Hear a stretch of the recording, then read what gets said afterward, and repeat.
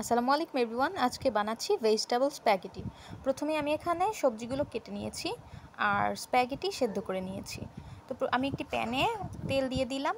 তেলটা গরম হয়ে আসলে আমি সেখানে 2টা ডিম ভাজবো স্ক্র্যাম্বল এগ করার জন্য। আর সবজি আমি যেগুলো নিয়েছি সেগুলো হচ্ছে গাজর, বরবটি, কাঁচামরিচ আর পেঁয়াজ কুচি। আর সাথে আমি নিয়েছিলাম পালং শাকও। পালং শাক দিলে স্প্যাগেটি বা নুডলসে একটা খুব সুন্দর ফ্লেভার আসে। তো এইখানে আমার ডিম হয়ে এসেছে স্ক্র্যাম্বল।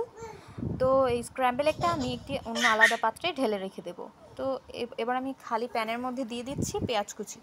পেঁয়াজ কুচিটা আমি ভালোভাবে ভাজতে থাকবো। আর পেঁয়াজ কুচি ভাজা হয়ে আসলে তখন আমি অন্যান্য যে সবজিগুলো কেটে রেখেছিলাম সেই সবজিগুলো দিয়ে দেব। তো আমার পেঁয়াজটা মোটামুটি ভাজা হয়ে গেছে। এবার আমি দিয়ে দিচ্ছি গাজর, পালং শাক, বরবটি আর কাঁচামরিচ কুচি। আর এই যে এই জিনিসটা, এটা হচ্ছে চিকেন স্টক। তো এই চিকেন স্টক দিলে নুডলসে বা স্পাগেটি বা যে কোনো ধরনের চাইনিজ খাবারগুলো আছে ওইগুলোতে অন্য ধরনের একটা স্বাদ পাওয়া যায়, রেস্টুরেন্টের মতো।